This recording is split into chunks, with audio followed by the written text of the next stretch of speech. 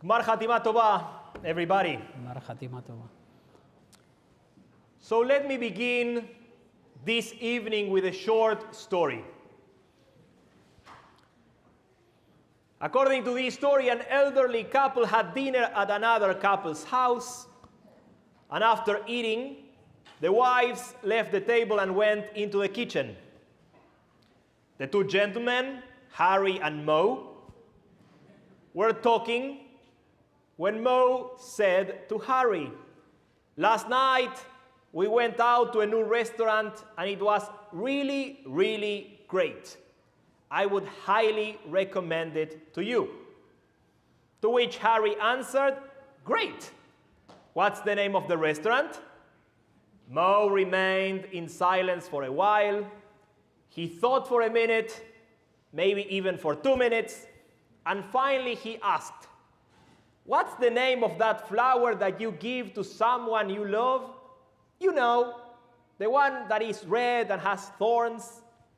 "Do you mean a rose?" Harry asked. "Yes, that's the one," replied Mo. And then he turned to the kitchen and yelled, "Hey, Rose, what's the name of the restaurant we went to last night?"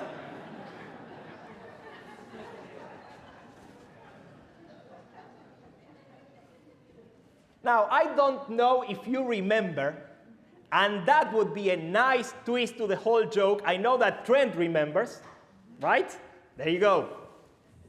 But I shared this same story 9 years ago during my first Yom Kippur here in Nashville. And the funny thing is that I told this story long before having any time to make any significant memories here in town. Today, as I have the great honor of leading our high holiday services for the 10th time in a row, I can look back at all these years and feel very proud of what we have accomplished. We have renovated our building, we have opened a preschool, and we have grown as a congregation even in the midst of the pandemic.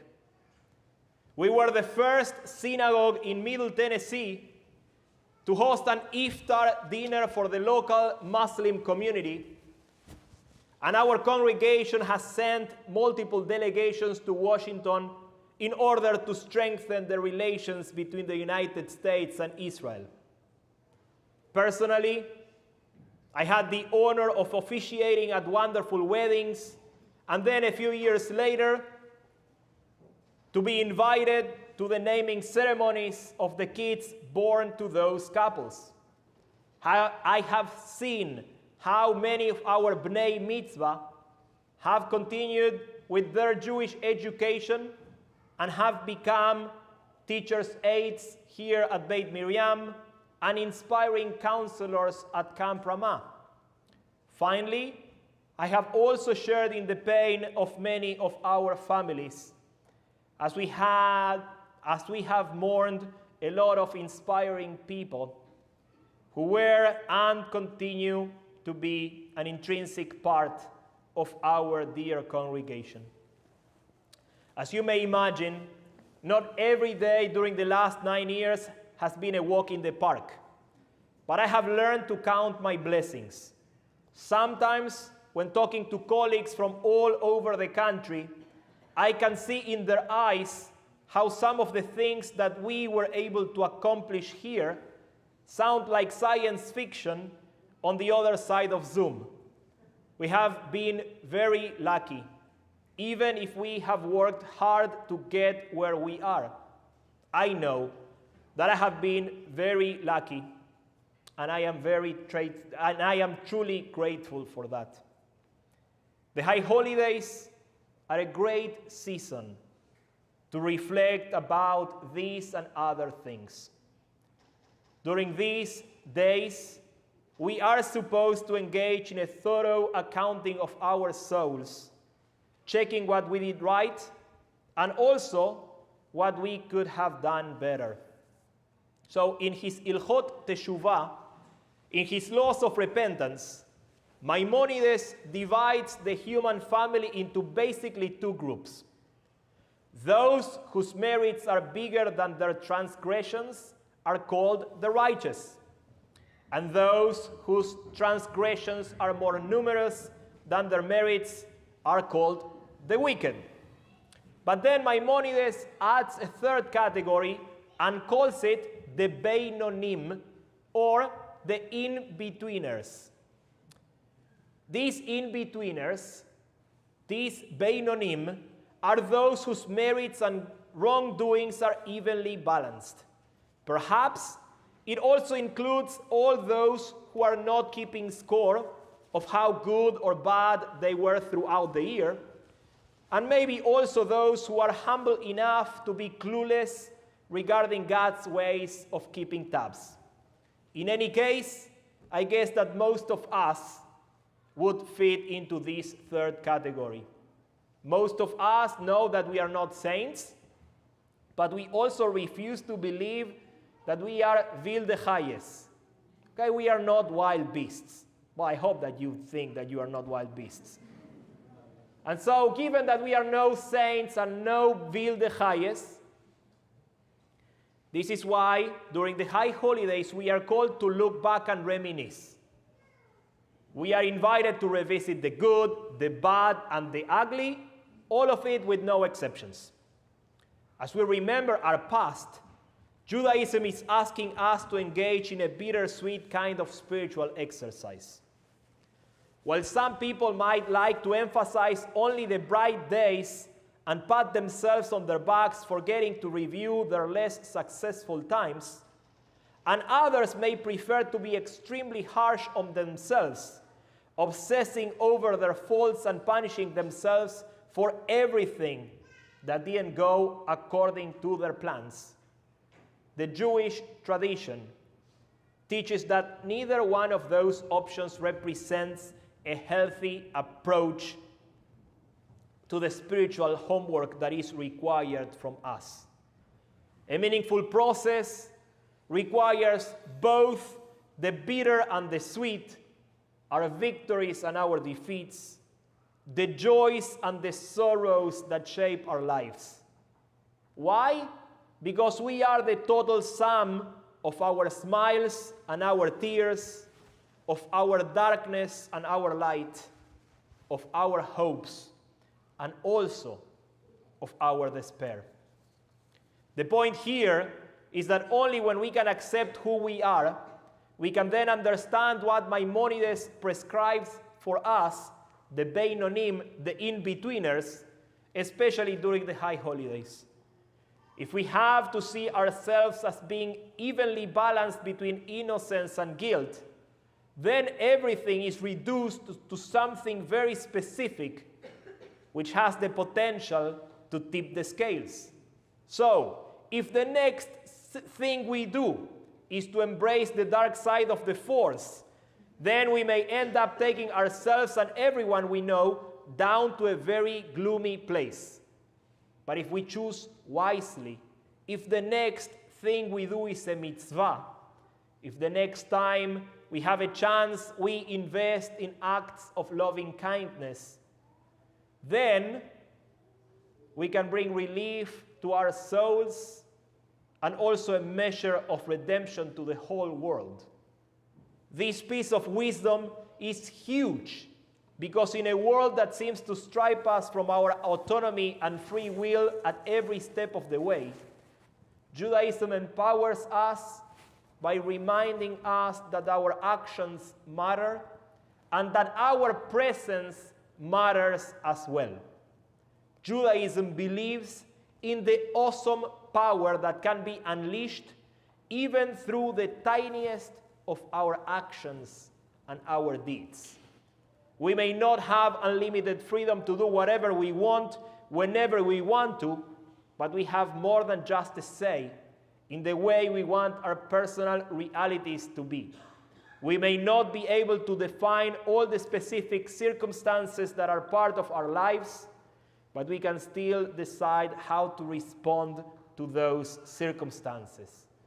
So as we think about where we are and where we want to be, The high holidays present us with a great opportunity to reflect on the many transitions that are part of our lives.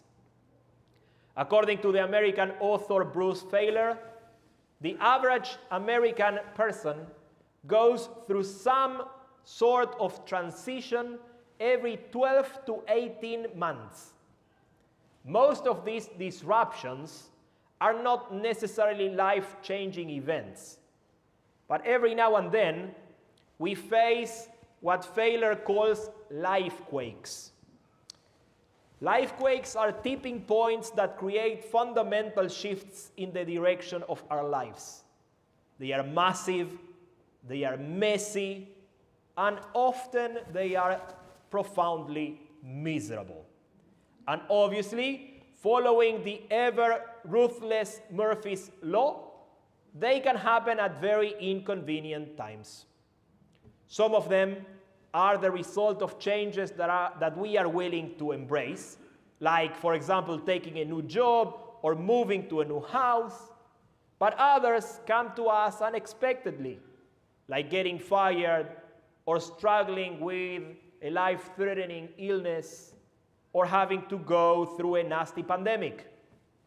Either way, when going through these lifequakes, we begin a period of self-reflection and personal examination as we are pushed to think about the meaning of our lives and about the people, the places, and the projects that are at the core of our personal stories. With that in mind, Feiler writes that as we go through these transitional moments in our lives, we have to go back to what he defines as the ABC of meaning. The ABC of meaning, the ABC works as an acronym. So let me begin with the last of these three letters, with the letter C. In the ABC of meaning, the C stands for cause and includes our calling, a sense of a mission, and all the transcendent commitments that make our lives worthwhile. Those causes are the reflection of our priorities, our ideals, and the values that are close to our hearts. So, while going through a lifequake, we are called to check if there are any new causes that we want to embrace as our own, and we are also invited to check and to make sure that we know which of our long-time causes we want to keep and which of those we should try to forget. But you know what? The C of causes needs the B of belonging. Causes in and of themselves are not self-sustaining. Causes are at the core of our vision for the future that we aspire to create. But none of that can happen if we don't begin by building the structures that are required for those visions to become possible. And in order to do that, we need our families, we need our communities, and we need our friends. We need the B of belonging, because neither one of us can carry a worthy cause only by ourselves. Lifequakes, then, present us with two powerful questions. The first question is, what do you care about? And the second question is, who do you care about? But then there is more, because once we have a clear sense of our C's and our B's, then it is time to talk about the A, which stands for agency. Once we have a clear sense of what we care about and of who we care about, then the final question we need to answer is, what are we going to do on behalf of both our causes and the people who shape the very best of our own lives? To think about agency is to remember that we have been endowed with the ability to make a positive impact in the world. The same Maimonides who teaches us that we should see ourselves as evenly balanced between merits and mistakes, also writes that each and every one of us has the opportunity to be as good as Moses or as wicked as Darth Vader.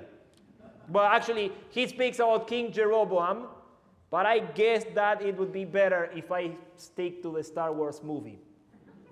Okay? You can be as good as Moses, as wicked as Darth Vader, Voldemort, or you name it. And since it is up to us, this is why we are here today on Yom Kippur. On Yom Kippur, we come to affirm that we are not perfect, that we may not have every answer to the many questions that we carry deep down in our souls, but we are willing to try our best. And we are here to do some of that holy work together.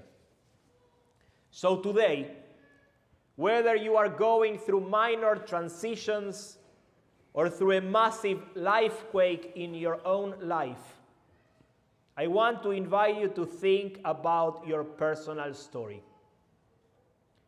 I hope that in the next 23 hours, actually 22 and some, but who's counting? You'll give yourself some time to reflect about the causes that are close to your heart, and also about the circles that you belong to, and also about the concrete actions that you can embrace in order to bring a brighter and better future for all of us. Today, we are here to remember that our actions matter, that our presence matters, and that if we set our souls, hearts, and hands to it, we can achieve wonderful things together.